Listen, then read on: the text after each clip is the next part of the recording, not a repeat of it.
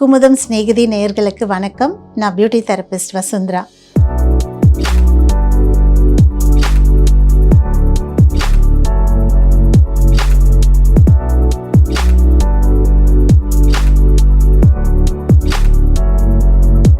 தூங்கா நகரில் ஒரு தூங்கா மருத்துவமனை பிரீத்தி ஹாஸ்பிட்டல்ஸ் 7810044444. இப்பெல்லாம் பார்த்தா எல்லாருக்குமே முடி உதிர்தல் ஒரு பெரிய பிரச்சனையாக இருக்குது.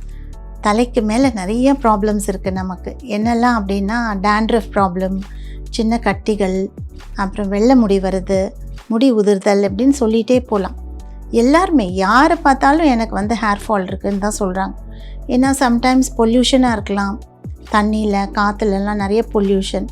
சில பேர் சரியான உணவு எடுத்துக்காதனால இந்த பிரச்சனைகள்லாம் வரலாம். தூக்கம் சரியில்லை, அதே மாதிரி ஸ்ட்ரெஸ் ரொம்ப அதிகமாக இருக்குது, வேலையில் நிறையா பலு இருக்குது, அதனால கூட இந்த மாதிரியான பிரச்சனைகள் இருக்கும். ஸோ இது எல்லாத்துக்கும் ஒரு நல்ல தீர்வு என்னென்னா ஹெர்பலாக பண்ணுறது தான் ரொம்ப நல்லது. ஸோ ரொம்ப ஸ்ட்ராங்காக எதுவும் இல்லாமல் ஹெர்பல் திங்ஸை யூஸ் பண்ணி எப்படி செய்யலாம் அப்படின்றதான் இப்போ நம்ம பார்க்க போகிறோம். தலைக்கு எண்ணெய் தயாரிக்கிறதுக்கான இன்க்ரீடியன்ட்ஸ் என்னென்ன அப்படின்னு பார்க்கலாம்.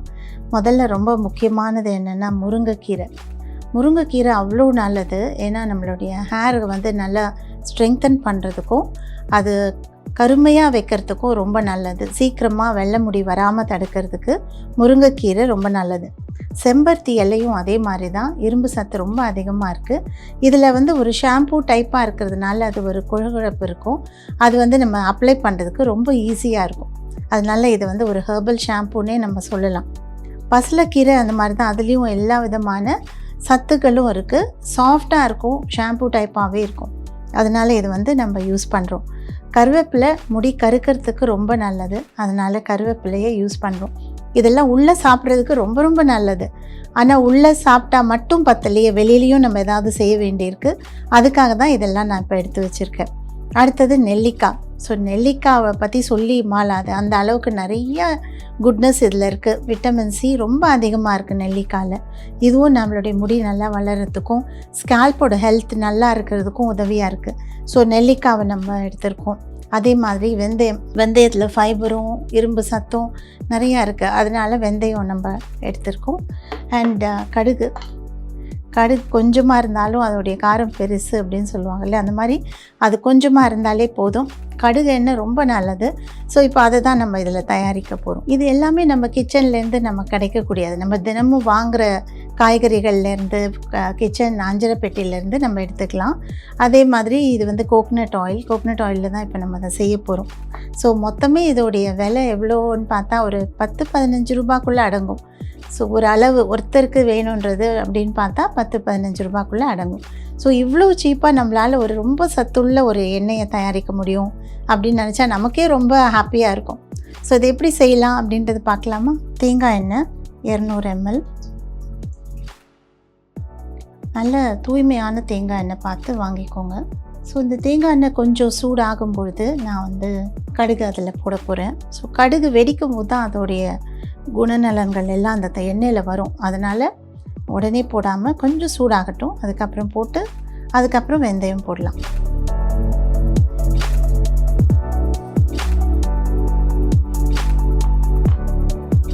நீங்கள் இவ்வளோ நாள் கடுகு போட்டு ஒரு ஆயில் ப்ரிப்பேர் பண்ணி பார்த்துருக்க மாட்டீங்க.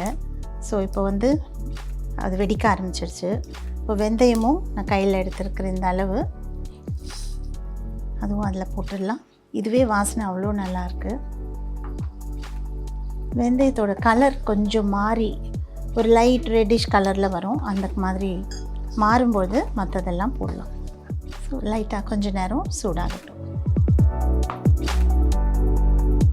அவ்வளோ நல்லாயிருக்கு, ரொம்ப ஹெர்பல் ஸ்மெல்லிங். ஸோ இது மாதிரி ஒன்று நம்ம தலைக்கு போடும்போது நமக்கே ரொம்ப ஹாப்பியாக இருக்கும். ஸோ எந்த கெமிக்கலும் நம்ம யூஸ் பண்ணல அப்படின்ற ஒரு மன திருப்தி இருக்கும். அதனால் இந்த மாதிரி ஹெர்பல் திங்ஸை நாடி போகிறது ரொம்ப நல்லது. ஸோ இப்போ வெந்தயம் கொஞ்சம் கலர் மாறி இருக்குது. இப்போ நான் அந்த கட் பண்ணி வச்சுருக்கிற நெல்லிக்காய், இது ஒரு நெல்லிக்காவை நான் அதில் ஆட் பண்ணுறேன்.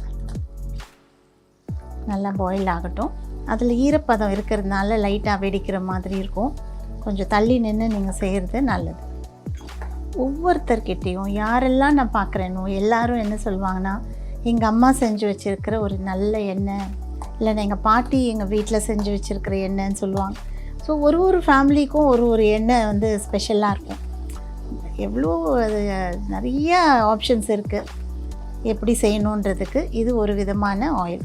ஸோ நிறைய ரிசர்ச் எல்லாம் பண்ணிவிட்டு அதுக்கப்புறம் நம்ம இதை செய்கிறோம். ஸோ இது நல்லா பாயில் ஆகிட்டுருக்கு. இப்போது ஒரு கீரையாக நம்ம ஆட் பண்ணிக்கலாம். எல்லாமே கொஞ்சம் தான், ஒரு கைப்பிடி அளவு தான். ஏன்னா ஒருத்தர் 2 பேருக்கு செய்யக்கூடிய அளவு தான் இப்போ நான் போடுறேன். நல்லா அதை கசக்கிட்டு போட்டுடலாம். முருங்கைக்கீரை, அடுத்து செம்பருத்தி இலை, பசலைக்கீரை, கருவேப்பிலை.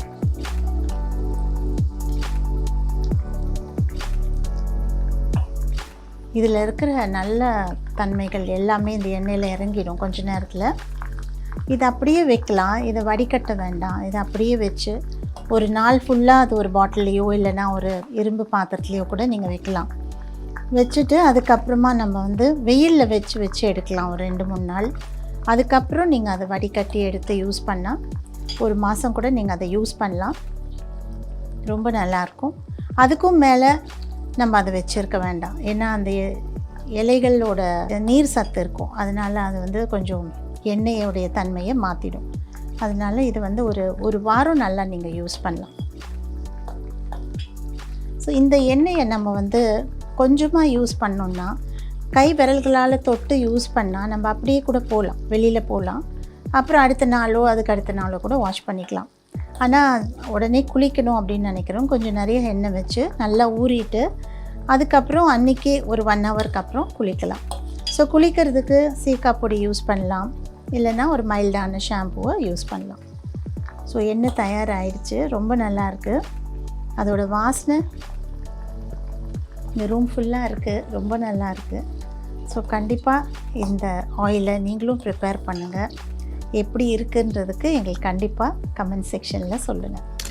என்ன வாசனை, ரொம்ப நல்லாயிருக்கு. ஒரு பக்கமும் ஒரு வாசனையாக இருக்குது. கொஞ்சம் கடுகு வாசனை, வெந்தயம் வாசனை, நெல்லிக்காய், அப்புறம் செம்பருத்தி, இது மாதிரி ஒன்று வாசனை அவ்வளோ நல்லாயிருக்கு. இந்த மாதிரியான ஹர்ப்ஸை கண்டிப்பாக நம்ம விடக்கூடாது. எல்லோரும் கண்டிப்பாக செய்வீங்கன்னு நினைக்கிறேன். ஸோ இதை வாரத்தில் நீங்கள் 2 நாள் கூட உங்கள் தலையில் ஊற வச்சுட்டு வாஷ் பண்ணிக்கலாம். ரொம்ப நல்லாயிருக்கும். ஸோ இதை அப்படியே நம்ம வந்து ஸ்டோர் பண்ணி வச்சுக்கலாம். இந்த ஆயில் எதுக்கெல்லாம் யூஸ் ஆகும் அப்படின்னா, மெயினாக ஹேர் ஃபால் கண்ட்ரோல் ஆகும். அப்புறம் முடி வளர்கிறதுக்கு உதவியாக இருக்கும். முடி சீக்கிரமாக வெள்ளை ஆகாமல் கருப்பாகவே இருக்கிறதுக்கு ரொம்ப உதவியாக இருக்கும். ஆல்ரெடி வெள்ளை முடி வந்தவங்களுக்கு தேய்க்கும் போது மேலும் அந்த வெள்ளை முடி அதிகரிக்காமல் இருக்கும். ஸோ இந்த மாதிரி நல்ல குணங்கள் இதுக்கு இருக்குது. கண்டிப்பாக இதை ட்ரை பண்ணுங்கள். தூங்கா நகரில் ஒரு தூங்கா மருத்துவமனை பிரீத்தி ஹாஸ்பிட்டல்ஸ். 7810044444